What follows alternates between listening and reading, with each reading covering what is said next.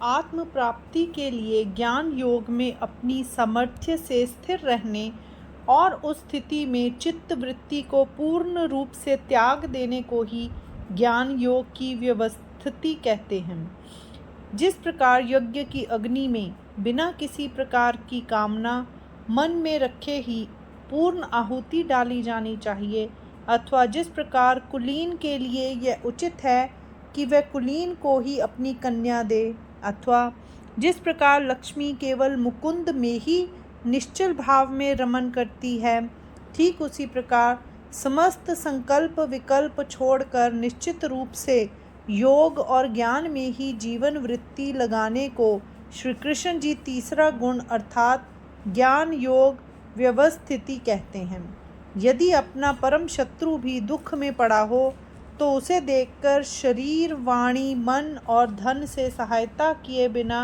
ना रहना। और हे अर्जुन, यदि कोई दुखी या पीड़ित हमारे पास आए तो उसकी सहायता में अपना धन धान्य आदि सब कुछ उसी प्रकार अंतःकरण पूर्वक लगा देना, जिस प्रकार मार्ग में लगा हुआ वृक्ष यात्रियों को अपने पत्ते फूल छाया फल और मूल आदि देने में तनिक भी संकोच नहीं करता,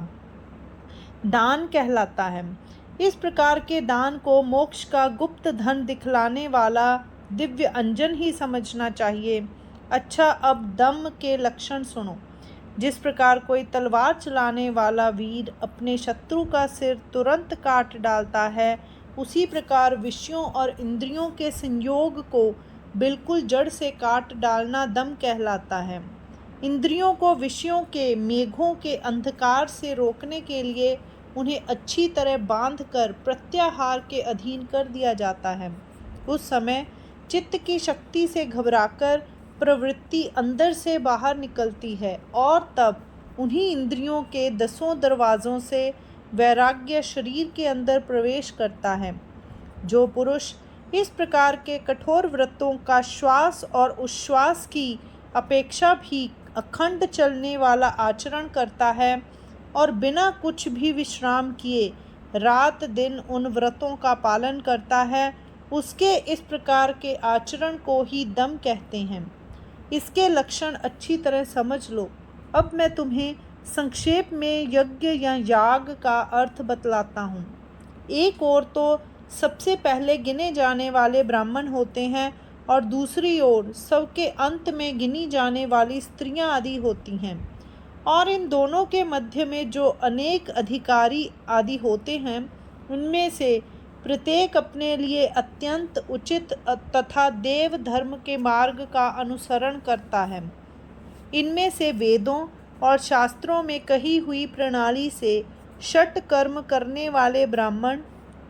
और उन ब्राह्मणों को नमस्कार करने वाले शूद्र दोनों ही समान रूप से अपने अपने आचारों का पालन करते हैं, और इस प्रकार वे लोग याग का संपादन करते हैं और उन यागों का उन्हें समान रूप से फल प्राप्त होता है।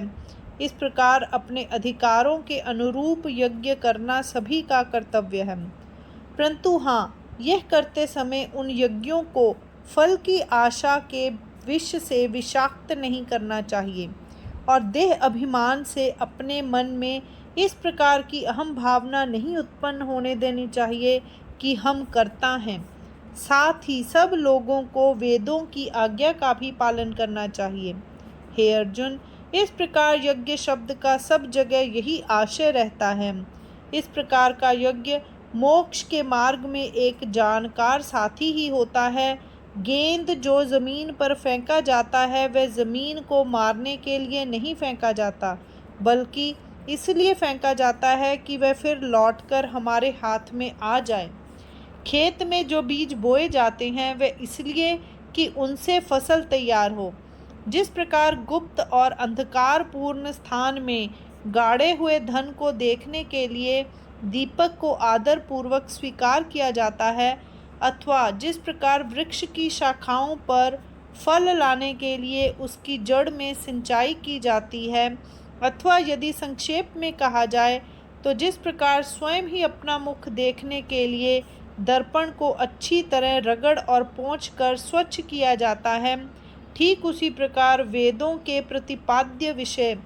ईश्वर के स्वरूप का ठीक तरह से ज्ञान प्राप्त करने के लिए श्रुति ग्रंथों का निरंतर अभ्यास या अध्ययन करना आवश्यक होता है। ब्राह्मणों के लिए वेदों में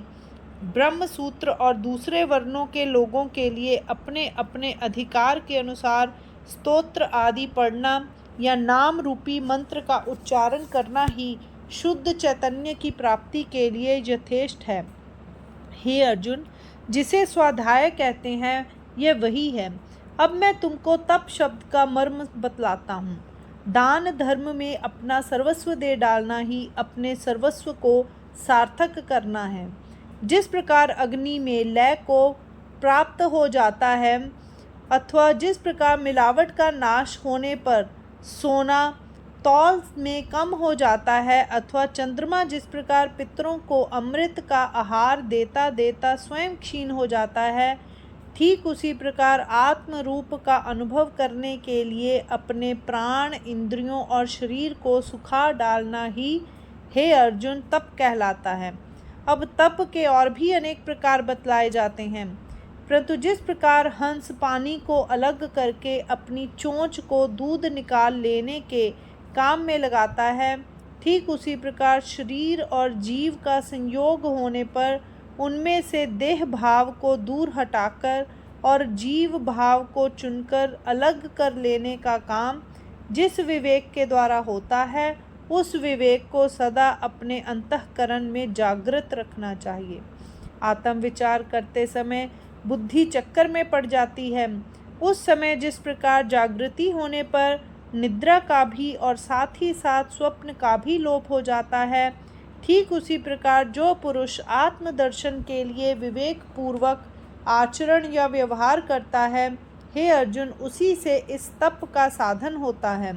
अब जिस प्रकार शिशु के हित के लिए ही माता के स्तन में दूध होता है अथवा भूत मात्र के नाना प्रकार के होने पर भी जिस प्रकार चैतन्य का सब में समान रूप से निवास होता है, उसी प्रकार प्राणी मात्र के साथ मधुर और सौजन्य पूर्ण व्यवहार करना ही आर्जव है।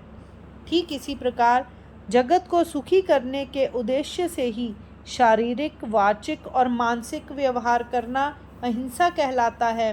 मोगरे की कली जैसे बहुत ही छोटी होने पर भी कोमल होती है अथवा चंद्रमा का प्रकाश जैसे तेजस्वी होने पर भी शीतल होता है, ठीक उसी प्रकार जो भाषण सूक्ष्म और तेजस्वी होने पर भी कोमल और शीतल होता है, वही सत्य है।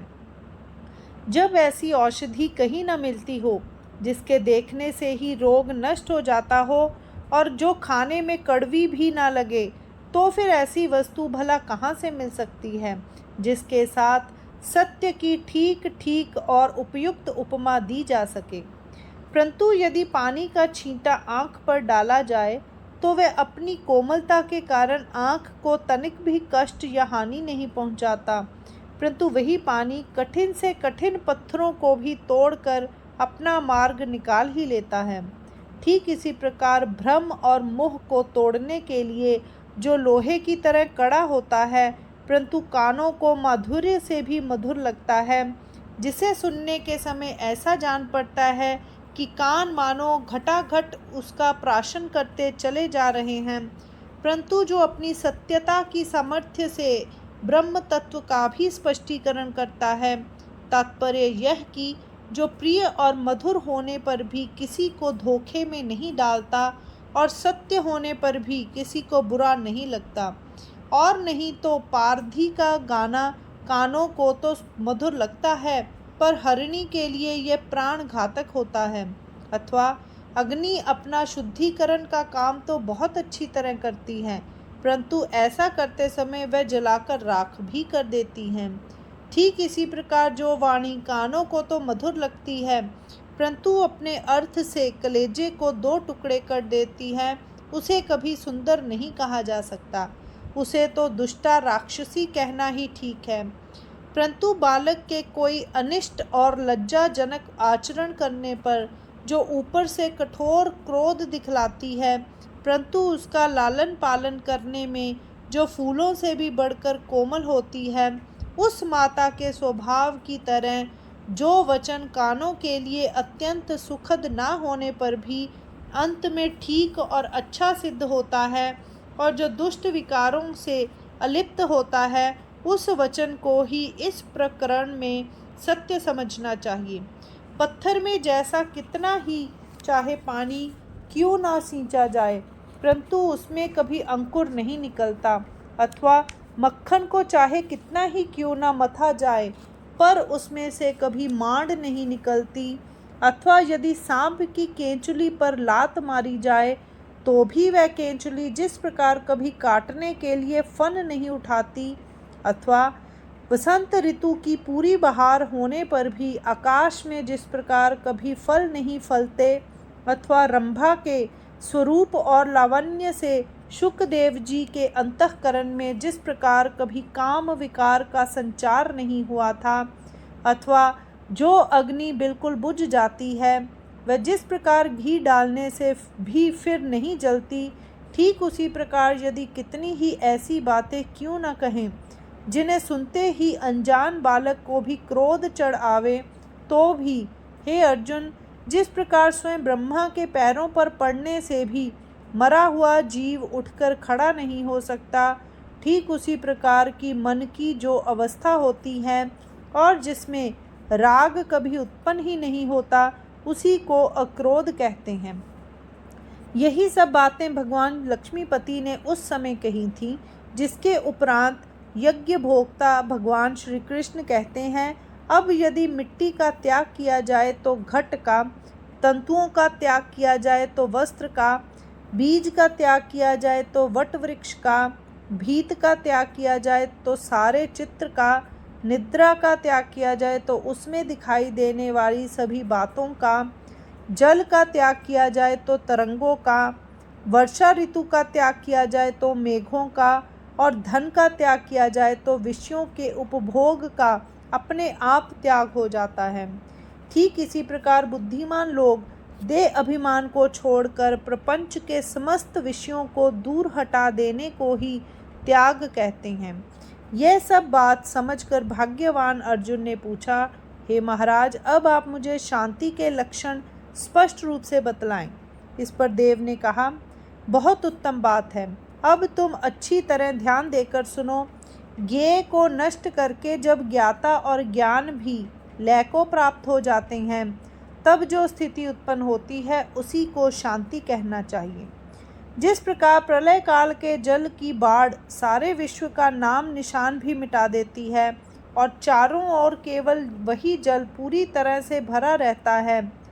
और इस प्रकार का भेद दर्शक भाषा व्यवहार को ही नहीं सकता कि यह नदी का उद्गम है, यह प्रवाह है और यह समुद्र है, और जिधर देखो उधर एक सा पानी ही फैला हुआ दिखाई देता है, परंतु उस समय भी क्या उसका ज्ञान प्राप्त करने के लिए उससे भिन्न कोई रहता है? कोई नहीं रहता। ठीक इसी प्रकार जब ज्ञेय के साथ आलिंगन होने पर तन्मयता हो जाती है, तब ज्ञातृत्व का भी नाश हो जाता है। फिर उस समय हे अर्जुन, जो कुछ बाकी रह जाता है वही शांति का लक्षण है। अब यह सुनो कि अपय शून्य किसे कहते हैं। जिस समय रोगी किसी रोग से बहुत अधिक कष्ट पाता है, उस समय उसे अच्छा करने की चिंता में सुविज्ञ वैद्य यह नहीं देखता कि यह रोगी मेरा शत्रु है, अथवा जब कीचड़ में फंसी हुई गाय दिखाई देती है तब देखने वाला इस बात का विचार नहीं करता कि यह दूध देती है या नहीं, और वह उस गाय का क्लेश देखकर ही विकल हो जाता है,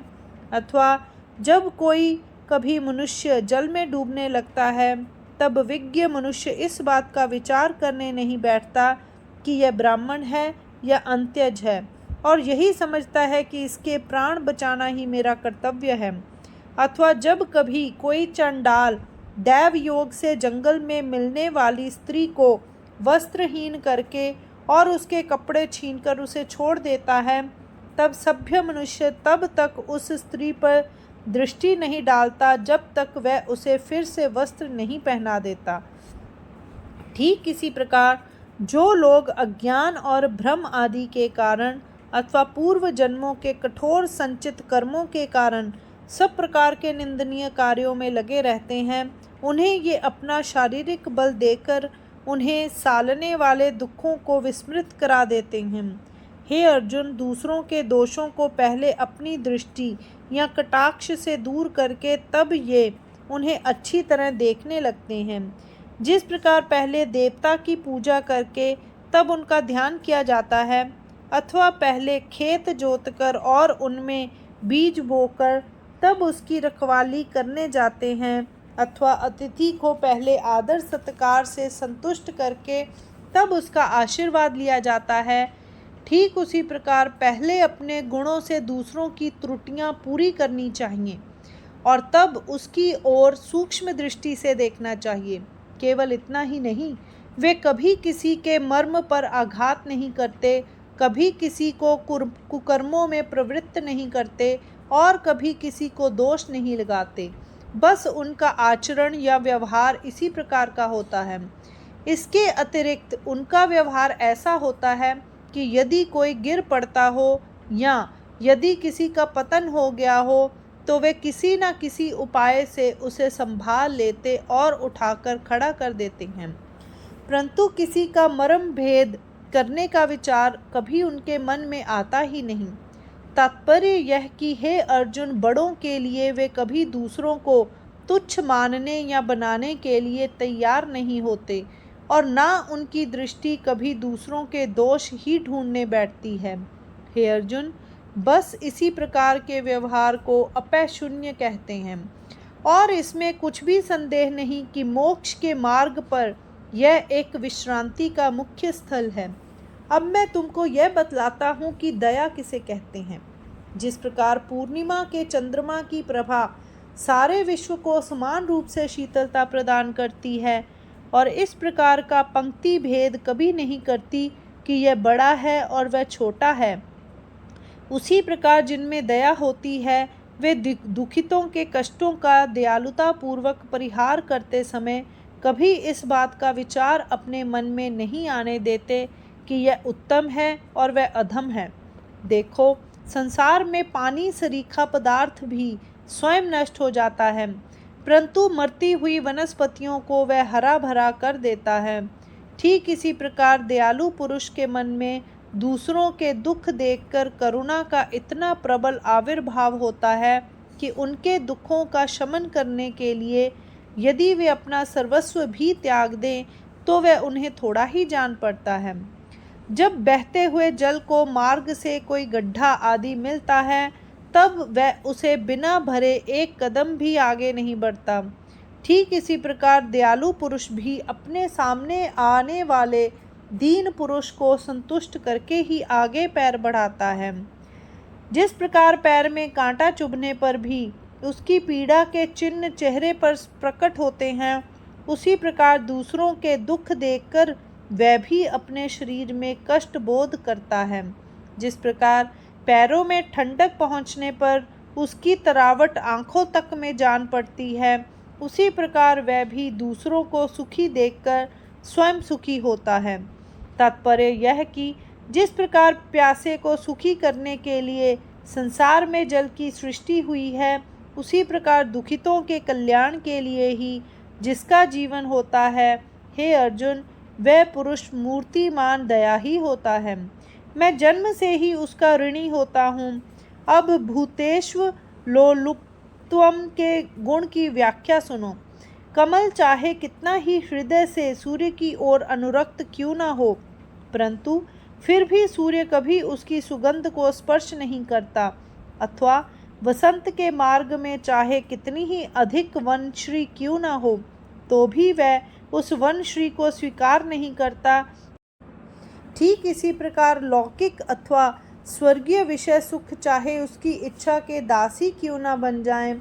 परंतु फिर भी जो अलोलुप रहता है वह कभी उन सुखों को भोगने का विचार भी अपने मन में नहीं करता। और अधिक क्या कहा जाए, जिस अवस्था में जीव को किसी प्रकार के विषयों की अभिलाषा नहीं रह जाती, उसी अवस्था को अलोलुप्त नामक गुण का लक्षण समझना चाहिए। अब मैं मार्दव का वर्णन करता हूँ। मधुमक्खियों के लिए जैसे शहद का छत्ता, अथवा जलचरों के लिए जल, अथवा पक्षियों के लिए यह खुला आकाश, अथवा बालक के लिए माता का प्रेम, अथवा वसंत के स्पर्श से कोमल होने वाली मलय वायु, अथवा आँखों के लिए प्रियजनों के दर्शन, अथवा अपने बच्चों के लिए जिस प्रकार कछुई की दृष्टि होती है, उसी प्रकार मार्दव गुण वाले पुरुष का भूत मात्र के साथ ही मृदु और प्रेम पूर्ण व्यवहार होता है। जो कपूर स्पर्श में अत्यंत कोमल, चखने में अत्यंत स्वादिष्ट, नाक के लिए अत्यंत सुगंधित और देखने में अत्यंत निर्मल होता है, वह जितना चाहो उतना मिल जाता है। वह यदि विषाक्त न होता और उसकी विषाक्तता बीच में बाधक न होती, तो वह अपनी मधुरता और निर्मलता के कारण मार्दव गुण से युक्त पुरुष की कोमलता की बराबरी कर सकता।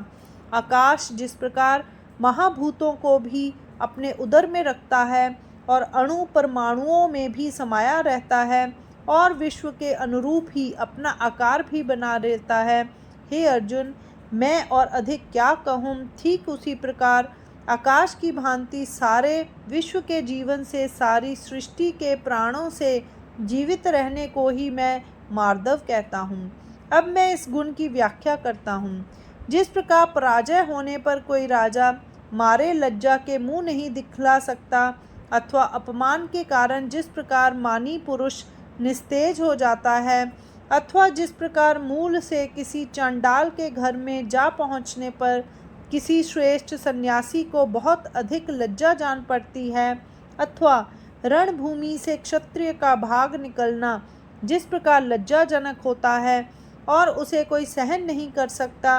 अथवा महापतिव्रता के लिए जिस प्रकार वैधव्य का आमंत्रण परम दुख कारक और असह्य होता है, अथवा जिस प्रकार किसी सुंदर पुरुष के शरीर में कोढ़ होने पर, अथवा किसी प्रतिष्ठित पुरुष पर व्यर्थ ही कोई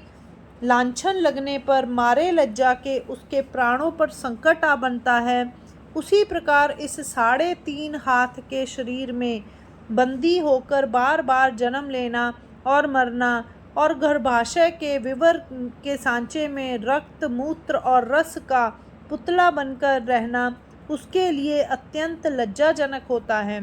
सारांश यह कि देह के बंधन में पड़कर नाम रूपात्मक होने से बढ़कर लज्जाजनक और कोई बात उसके लिए हो ही नहीं सकती। इस प्रकार इस घृणित शरीर के प्रति जो घृणा उत्पन्न होती है, उसी को लज्जा समझना चाहिए। परंतु यह लज्जा केवल निर्मल पुरुषों को ही जान पड़ती है। दूसरे निर्लज्ज लोगों को तो यह शरीर बहुत ही अच्छा लगता है। अब अचापल्य गुण के लक्षण सुनो। जिस प्रकार कठपुतलियों को नचाने वाली डोरी के टूट जाने से उन कठपुतलियों का चलना फिरना आदि बंद हो जाता है, उसी प्रकार योग का साधन करने से कर्मेंद्रियों की गति कुंठित हो जाती है। अथवा जिस प्रकार सूर्य अस्त होने पर उसकी किरणों का जाल भी छिप जाता है, उसी प्रकार मन का निग्रह करने से इंद्रियां भी पूरी तरह से दब जाती हैं। इस प्रकार मन का नियमन करने और योग का साधन करने से 10 इंद्रियां दुर्बल हो जाती हैं और इसी अवस्था को अचापल्य कहते हैं।